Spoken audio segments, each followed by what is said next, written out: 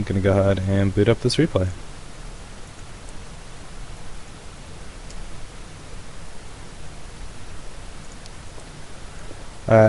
If you're watching, please come join IRC. You guys can feel free to ask any questions while it's going on. I will be reading and responding to the IRC, so if you're just tuning in the VOD, welcome. My name's Rakalakalili. We're getting up there. This is like this is my 16th lesson, I think. So definitely getting up there. And in this game, we're going to see Lord Rygor play Sona at, this is about a 1200 elo game. The first thing I want to talk about when you're playing Sona is summoner spells. So CV and heal is a very good combination of summoner spells. The thing is that you don't have the utility that Flash offers. I really find Flash to be essential on supports right now. Supports are so weak by themselves that if you get slightly caught out of position, you're going to die. Flash can save you from that. Especially with Sona, Flash ulti is very valuable. It's hard to be in the right position to get a really good ulti off in team fights. Because you have to stay far away, because like I said, you're so squishy as a support. But if you're rocking Flash, you're going to have a lot of opportunities to like Flash ulti like 4 people in a fight, and if you can do that, you can very oftentimes pretty much instantly win team fights. So let me go ahead and make my default device my headphones. Let me restart this replay and make my default sound device my headphones, because that's what I've been doing and I think it works better. So let me just go ahead and restart that replay. Sorry about that. Yeah, and so in IRC, Sona and Ali need Flash, Soraka and Janna do not, is what Pezzy said, my teammate. And yeah, I think Sona and Ali definitely need Flash, and whether Soraka and Janna do not, I think it's debatable. I think Janna Flash is good. Flash ulti provides you a lot of utility to really land your ulti exactly where you want it. Since her ulti is so positional based, Flash really lets you like the thing is, Flash is a positioning skill, and if you're on a champion that requires strong positioning, then it's very important. Like Soraka, you probably can get away without rocking Flash, because your positioning isn't that important as long as you're in range to heal. But champions like Sona, you have to be in the perfect position to ulti. Ali, you have to be in the perfect position to like pulverize and headbutt. You know, Janna, you have to be in a really good position to ulti. All of those champions, Flashes can be very useful on to reposition yourself for those abilities.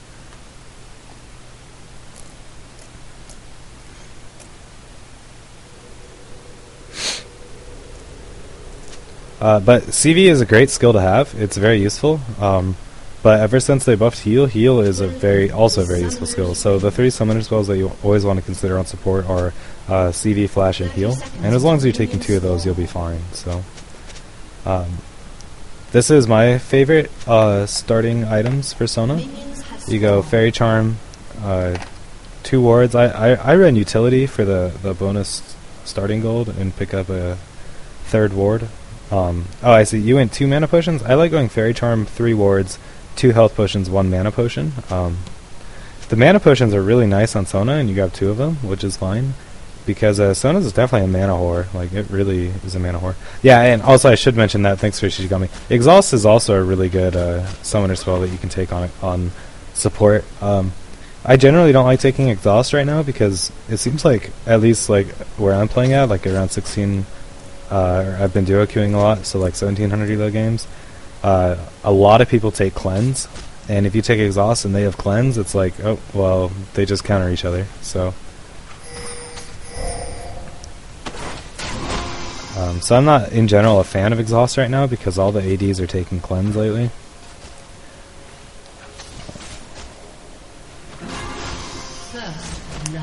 And one thing with Sona is you always want to charge up your power cord before you leave base. It's really nice to have that level 1 burst of a Q power cord. So you guys should be putting a lot of pressure on them early, especially Sona is very strong in lane early, especially with really strong harass. Vayne is very weak early, and even Soraka is weak early. She really doesn't provide that much sustain. Like, a Soraka rank 1 heal is not very much, and so you should be constantly putting the pressure on, and you should be able to probably zone them out right now.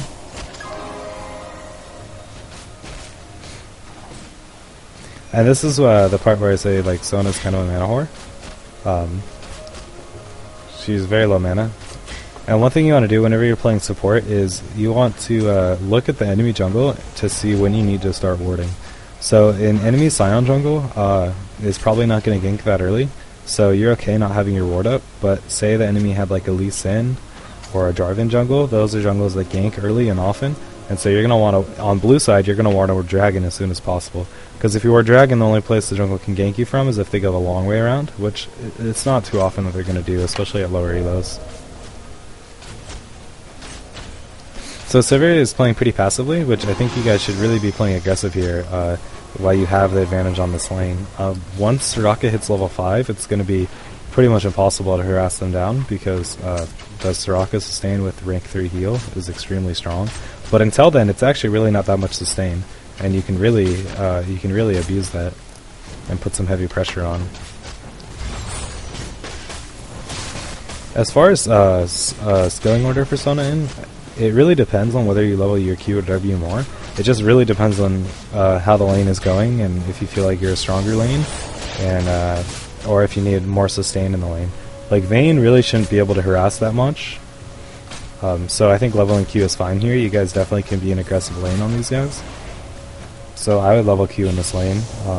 But some situations where you'd want to level W is if you're playing in a more passive lane. Like if you pick Sona and you're laning with an Ashe, that's going to be a passive lane because Ashe is very weak. But since Sivir is a good aggressive support, taking Q is really nice. I mean, as you saw, you guys came out way ahead on that trade, even with the Soraka heal. So you guys need to keep that pressure on, though. Don't let them just sustain it, fall back. So you should be up there, helping Sivir hit this Vayne. In fact, you guys already forced Summoner Heal from the Soraka, which is really weird. I've mentioned this before in one of my videos, but you generally want to use Summoner Heal to bait them into fighting. And you just use your Summoner Heal, and it's the same thing. You want to save your Summoner Heal to bait. You want to use it like at the last second when they're like 100 HP and just about to die, as this burst heal that catches them by surprise. So both of you guys use your Summoner Heal for sustain in lane, and don't ever use Summoner Heal for sustain in lane. Use it when you fight at the last second to try to bait. It's called heal baiting, and it's very effective. It's very easy to catch people with heal baiting.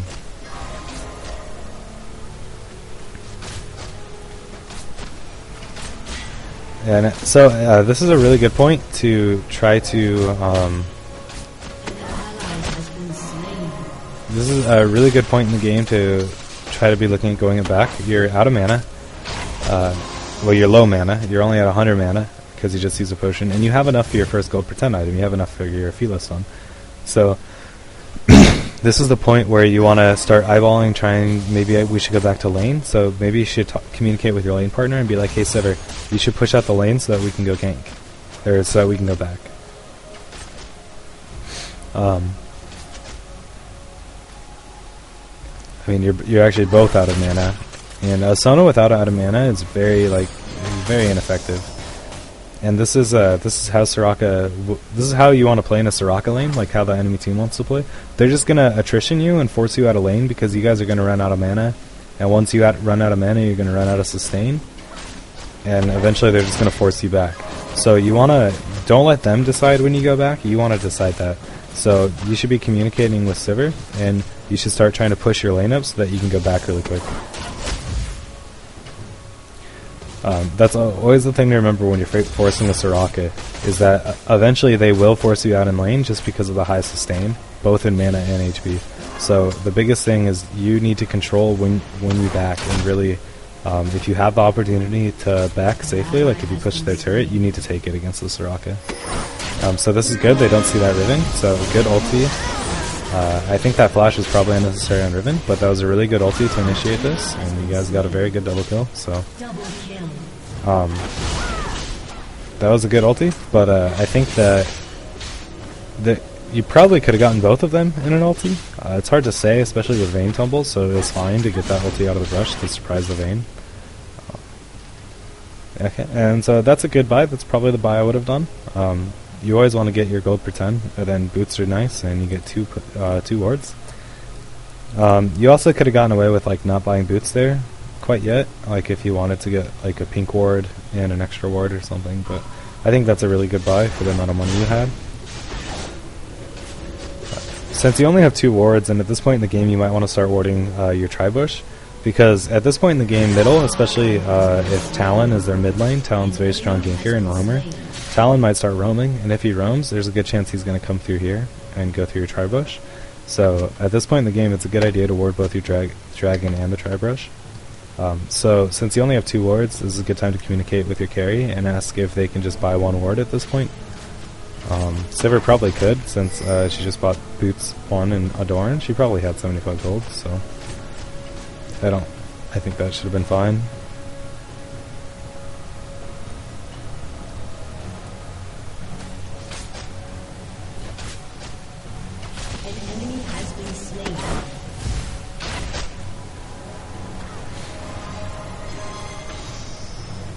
So there, that power chord you used, it was a W power chord, so that's one of the things. It's something to just keep in mind. Like you wanna control your power chord. The W power chord is really good when you're fighting. Like landing a W power chord on Vayne in the middle of a fight is really good because it'll decrease her damage by a lot. But for harass, you always want to land your Q power chord. So just keep that in mind. Like once you have 2 stacks in your power chord passive.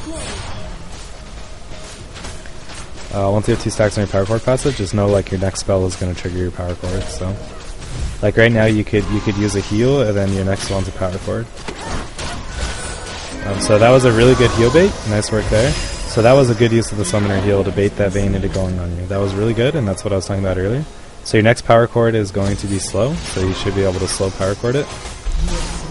Right, and that was fine. You guys just killed her, so that's no worries.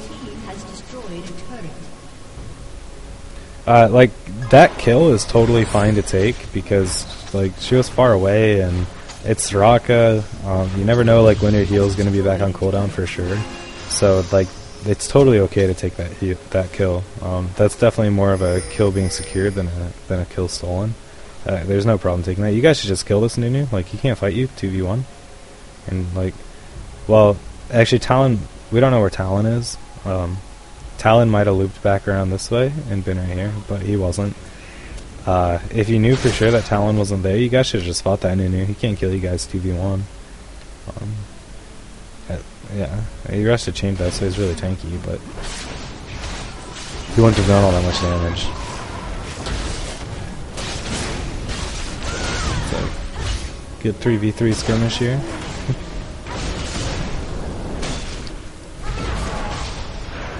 So I'm generally not a fan of cages on Sona. I just don't think the AP is really all that helpful. Like your Q really doesn't have that great of an AP ratio.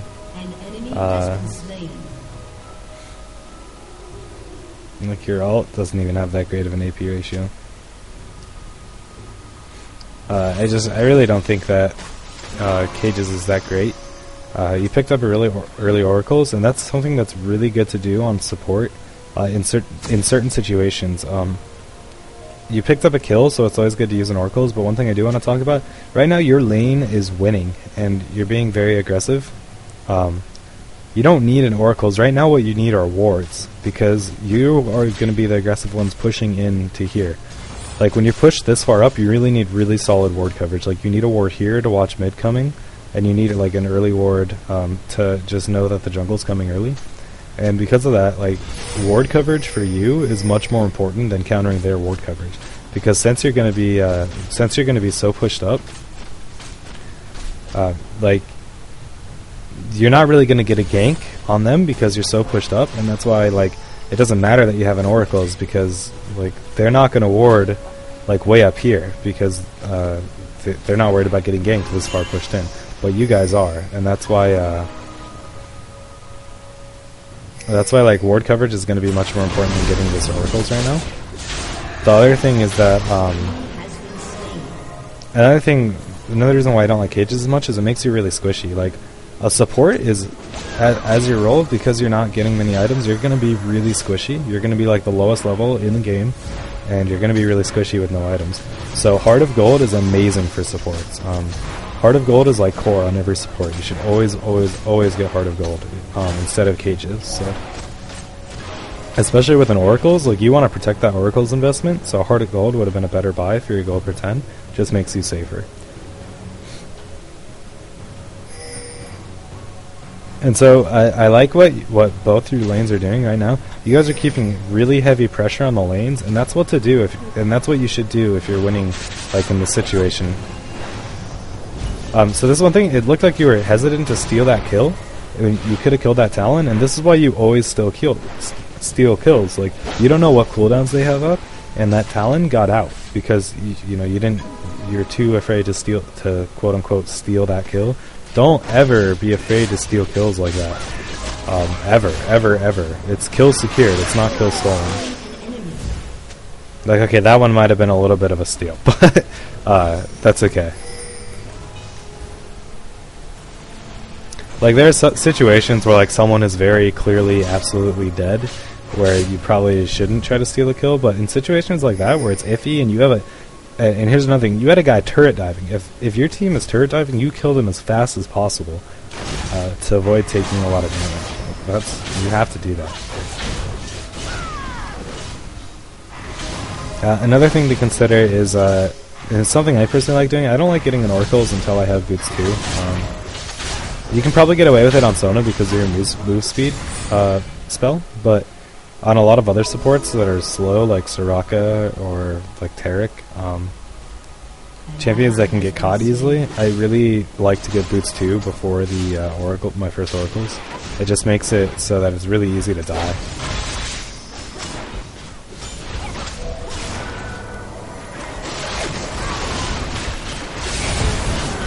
So this game's definitely a stomp for you guys.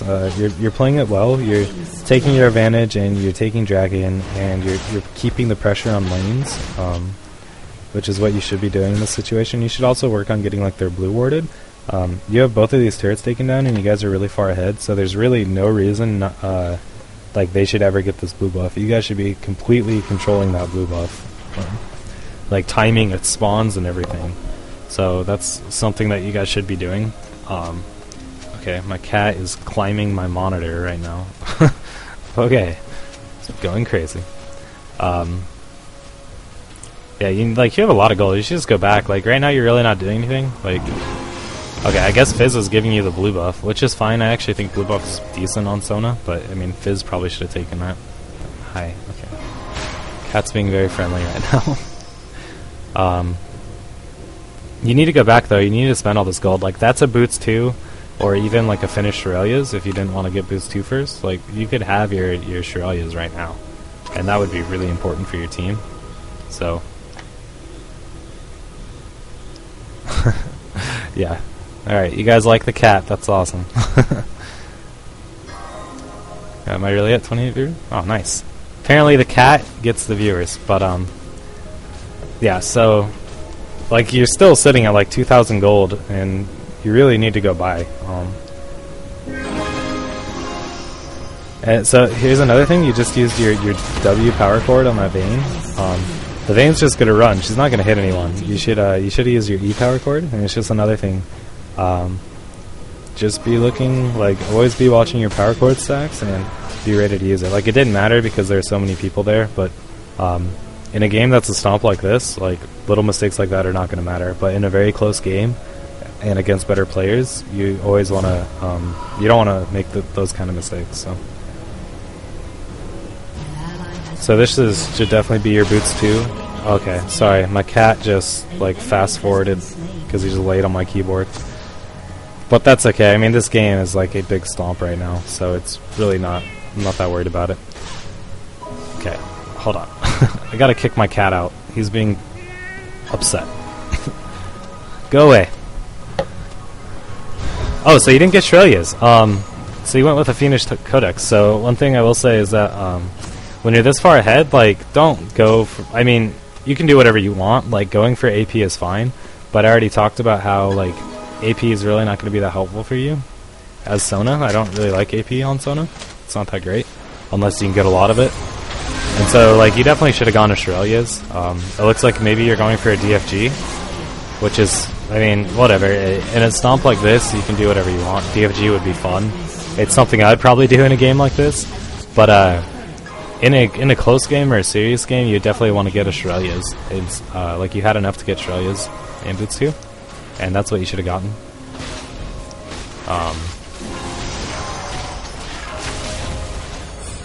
Shirelia's is like probably the best item in the game right now. It's amazing. And there's another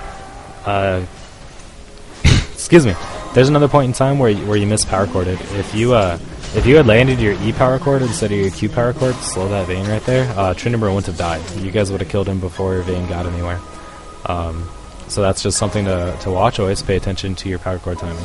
That's the biggest thing I'm noticing in your play with Sona, and I mentioned that even before we started this game, that's something that a lot of lower level players won't watch and really won't use correctly. So always do that.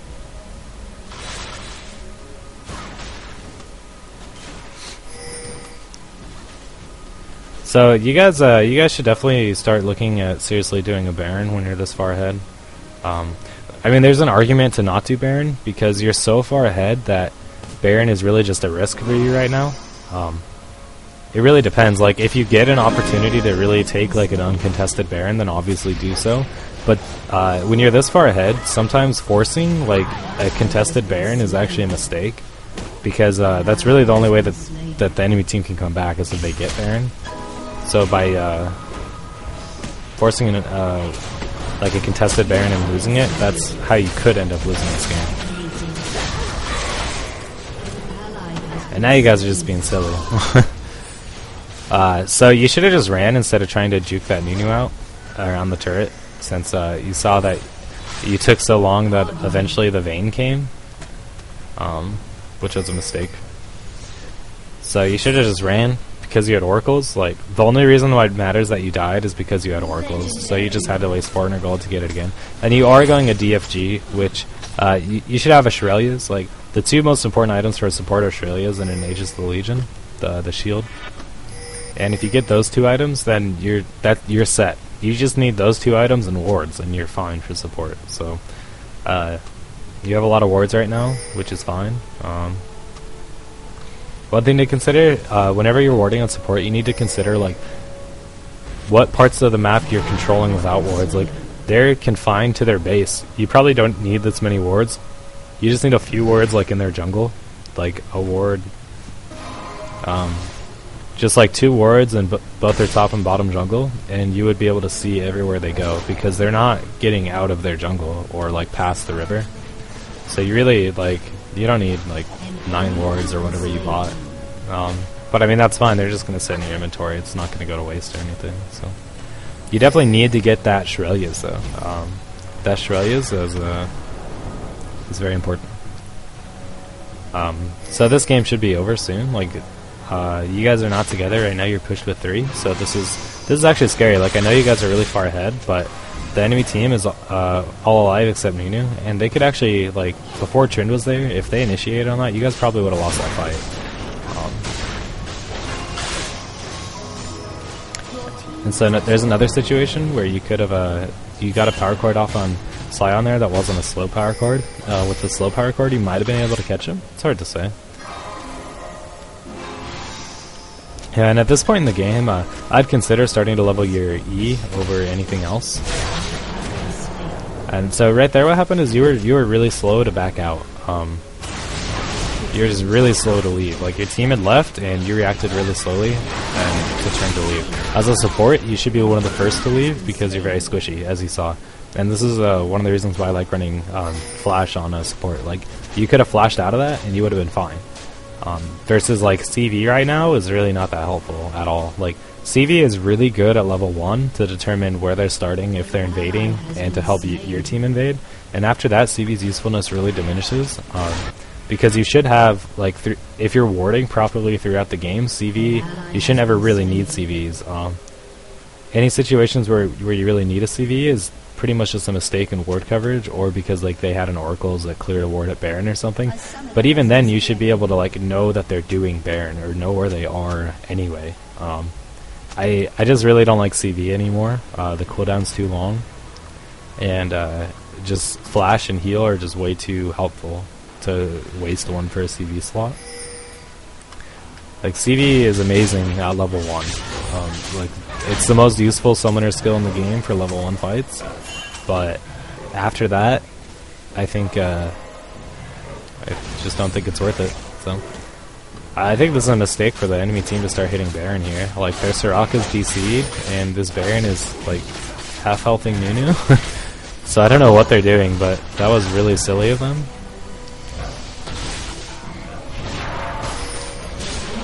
Yeah, and so you guys can just do Baron, and Trin's probably gonna like 1v5 their team.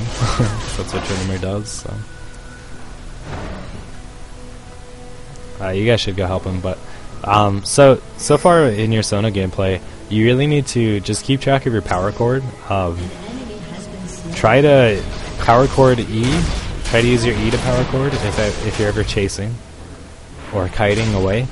And try to use your W power chord in fights on, like if you can hit a W power chord on Vayne in fights, that's huge. Like, it reduces Vayne's damage output by 20%, that's pretty big, if you drop that on like their carry. Or it's also really effective if you're able to land that on like their AP carry right before they drop all their bursts. Like, if you power chord W a Kennen who's coming in with his ult, that's really helpful for your team. Or, like if they have an Annie and you power chord W her like right before she drops her whole combo, very helpful. But those are really hard to do because it puts you in like close enough range to get hit by those champions also. So it's risky, but like if you find yourself caught by them or something, it can be useful. And this is one reason why it's very useful to sit at like 2 stacks on your power chord or 3 stacks on your power chord, and with all your cooldowns up, so that you can instantly like cast your spell and hit the correct power chord. So. In general, with your Sona game, I don't have a lot to say because that was definitely a stomp, but work on just controlling your power chords properly, get that Shirelia's Reverie, and be careful with getting such an early Oracles.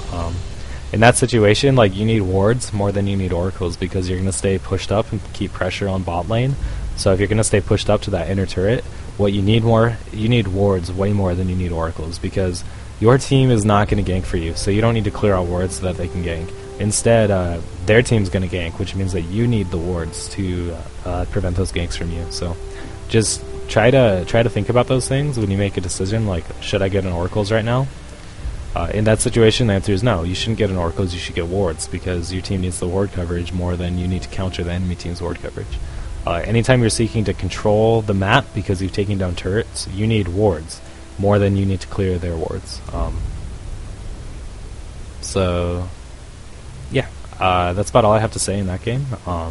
Also, consider taking Flash Heal, especially on Sona, because Flash ultis on Sona can be really strong in fights. If you can like Flash ulti 4 people, that's very often just going to win you the fight right there. So, overall, it was a pretty good game, though. I mean, you guys won, and so nice job. Yeah, and as far as like building Deathfire Grasp, I've done that on supports when I'm like in a game like that because I'm bored and I have all this gold because we're winning, and I've done it like, I like doing it on Taric. If you play Taric and get a Deathfire Grasp, it's pretty funny. You have all this burst with your W and ult, and then you throw a DFG in there, and it's a lot of fun. So, okay, I'm going to end the recording for this one, and then I'm going to get started on the next replay.